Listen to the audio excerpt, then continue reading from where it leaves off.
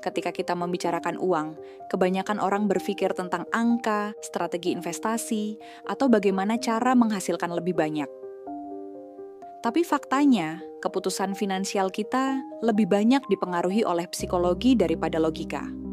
Perempuan, khususnya, seringkali menghadapi tantangan finansial yang unik karena faktor emosional, sosial, dan budaya yang membentuk cara mereka berpikir tentang uang. Pernahkah kamu merasa bersalah setelah belanja sesuatu yang sebenarnya tidak terlalu diperlukan, atau mungkin kamu merasa tertekan untuk mengikuti gaya hidup orang lain yang terlihat sukses di media sosial? Ini adalah beberapa contoh bagaimana psikologi uang bekerja dalam kehidupan kita sehari-hari. Tanpa kita sadari, pola pikir dan kebiasaan ini bisa menjadi hambatan besar dalam mencapai kebebasan finansial. Dalam seri ini, kita akan membahas berbagai aspek psikologi uang yang sering membuat perempuan terjebak, serta bagaimana cara mengatasinya. Mari kita mulai dengan aspek pertama, hubungan antara emosi dan keuangan. Perempuan cenderung lebih mempertimbangkan aspek emosional dalam pengelolaan keuangan. Misalnya, membeli sesuatu bukan karena kebutuhan, tetapi karena perasaan senang atau ingin menghibur diri. Fenomena ini dikenal sebagai impulse buying, di mana seseorang melakukan pembelian secara spontan, tanpa pertimbangan matang. Ada banyak faktor yang membuat perempuan lebih rentan terhadap impulse buying, salah satunya adalah tekanan sosial dan pemasaran yang menargetkan emosi. Kampanye iklan seringkali menggunakan narasi yang menggugah perasaan, seperti, kamu pantas mendapatkan ini, atau hadiahi dirimu setelah bekerja keras. Akibatnya, banyak perempuan merasa berhak untuk belanja, meskipun sebenarnya tidak ada kebutuhan mendesak. Selain itu, belanja seringkali menjadi mekanisme coping untuk mengatasi stres atau perasaan tidak bahagia. Saat merasa sedih atau lelah, banyak yang memilih belanja sebagai cara untuk merasa lebih baik, padahal efeknya hanya sementara. Bagaimana cara menghindarinya? Buat daftar belanja sebelum pergi ke toko, atau membuka e-commerce agar tidak tergoda oleh hal-hal di luar kebutuhan. Gunakan aturan 24 jam, yaitu menunda pembelian selama sehari, untuk memastikan apakah barang tersebut benar-benar diperlukan. Kenali pemicu emosional yang membuatmu belanja tanpa kontrol, misalnya saat sedang stres atau merasa bosan. Ketika kita mulai menyadari bagaimana emosi mempengaruhi keputusan finansial, kita bisa lebih bijak dalam mengelola uang. Langkah berikutnya adalah memahami perbedaan antara terlihat kaya dan benar-benar kaya. Di era media sosial, feed Instagram dan TikTok dipenuhi dengan gaya hidup glamor. Mulai dari pakaian, liburan, hingga HP harus iPhone. Akibatnya, banyak yang terjebak dalam fenomena fake rich, di mana seseorang berusaha terlihat kaya meskipun secara finansial belum stabil. Pendapatan orang sukses tidak tergantung dari satu penghasilan.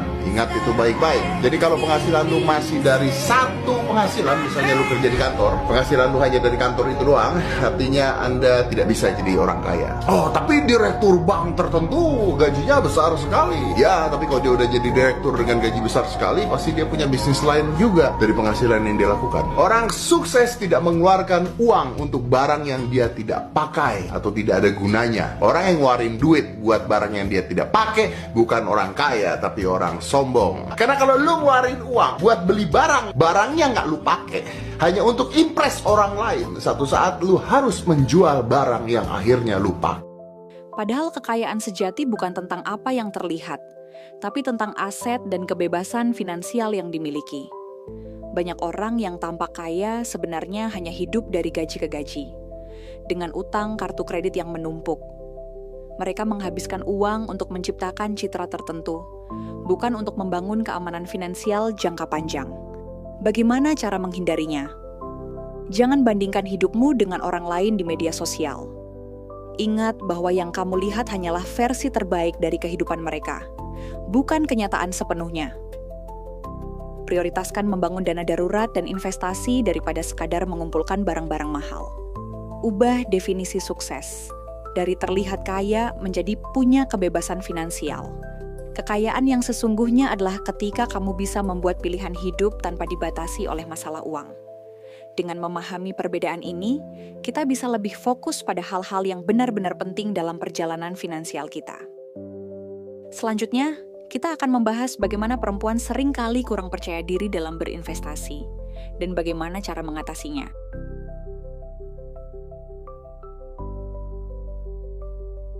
Banyak perempuan lebih memilih menabung daripada berinvestasi karena menganggap investasi terlalu berisiko atau terlalu rumit. Padahal tanpa investasi, sangat sulit untuk mengalahkan inflasi dan membangun kekayaan dalam jangka panjang. Ketakutan ini sering muncul karena kurangnya edukasi finansial dan anggapan bahwa dunia investasi adalah dunia laki-laki. Padahal, penelitian menunjukkan bahwa perempuan justru lebih baik dalam berinvestasi karena cenderung lebih sabar dan tidak gegabah mengambil risiko. Hanya saja, banyak dari mereka tidak pernah mulai. Mulai dari instrumen yang sederhana, seperti reksadana, emas, saham, atau obligasi. Ikuti kelas atau komunitas finansial untuk belajar bersama, atau bisa tonton di YouTube tentang dunia investasi. Jangan kebanyakan nonton drama-drama receh yang nggak membuatmu berkembang. Menonton TikTok atau drama boleh saja, asal jangan gunakan separuh hidupmu untuk hal itu. Jadikan investasi sebagai bentuk perlindungan diri, bukan hanya soal mengejar kekayaan. Ingat, kamu tidak pernah tahu apa yang akan terjadi dalam hidup.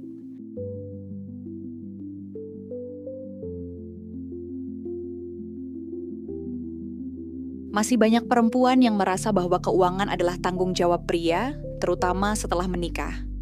Mereka menyerahkan seluruh kendali keuangan kepada pasangan, tanpa punya akses atau kendali terhadap aset keluarga. Ini membuat mereka sangat rentan jika terjadi perceraian, kematian, atau krisis finansial dalam rumah tangga.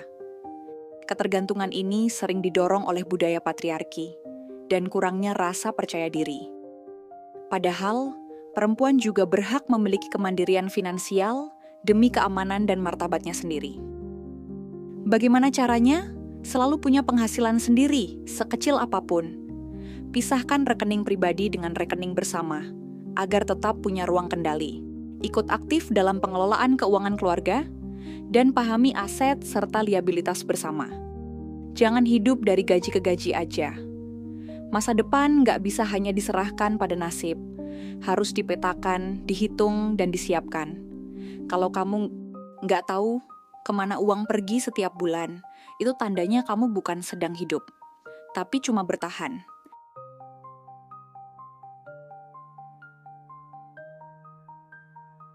Kita sering mendengar istilah self-love sebagai alasan untuk membeli sesuatu yang mewah. Tapi self-love yang sehat bukanlah tentang memanjakan diri terus-menerus, melainkan tentang membuat keputusan yang bijak demi masa depan diri sendiri. Sayangnya, konsep ini sering dimanfaatkan oleh industri konsumerisme untuk mendorong konsumsi berlebihan.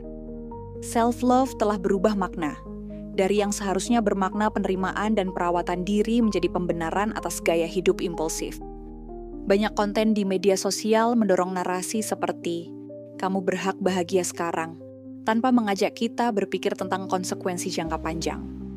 Belanja berlebihan atas nama self-love bisa membuatmu merasa puas sesaat, tapi meninggalkan dampak jangka panjang seperti tabungan yang menipis, utang menumpuk, dan kecemasan finansial. Lebih buruk lagi, saat tekanan finansial datang, banyak yang kembali menyalahkan diri sendiri, menciptakan siklus tidak sehat antara stres, belanja, lalu penyesalan. Lebih baik, fokus pada investasi diri, seperti belajar keterampilan baru, atau mengikuti pelatihan, yang bisa berdampak langsung pada kualitas hidupmu ke depan. Uang adalah alat yang bisa memberikan kebebasan, tetapi hanya jika kita mengelolanya dengan bijak. Perempuan perlu memahami bahwa psikologi uang sangat memengaruhi keputusan finansial mereka setiap hari. Salah satu pelajaran terpenting dari buku The Psychology of Money karya Morgan Housel adalah, sukses finansial bukan hanya soal seberapa pintar kamu, tapi seberapa disiplin dan sabar kamu dalam mengambil keputusan. Buku ini mengajarkan bahwa keberhasilan finansial lebih dipengaruhi oleh perilaku daripada pengetahuan teknis, dan itulah yang sering luput diajarkan di sekolah, atau bahkan di dunia kerja. Morgan Housel juga menekankan pentingnya memiliki strategi keuangan yang cukup baik dan bertahan lama daripada mencari strategi sempurna yang penuh risiko. Artinya, kamu tidak perlu jadi ahli ekonomi untuk sukses secara finansial. Yang kamu butuhkan adalah kendali diri, visi jangka panjang, dan kemampuan menahan godaan jangka pendek. Jika kamu merasa selama ini terlalu impulsif atau terlalu takut dalam urusan uang, buku ini bisa jadi titik balikmu. Ia bukan hanya membicarakan tentang uang, tapi tentang bagaimana cara berpikir yang sehat agar kamu tidak terjebak dalam tekanan sosial, emosi, dan ilusi tentang kekayaan. Jadi, jika kamu ingin mulai membangun hubungan yang lebih sehat dengan uang, bukan hanya untuk sekarang, tapi juga untuk masa depan, bacalah buku The Psychology of Money. Karena pada akhirnya, mengelola uang bukan soal seberapa banyak yang kamu miliki, tapi bagaimana kamu memperlakukannya.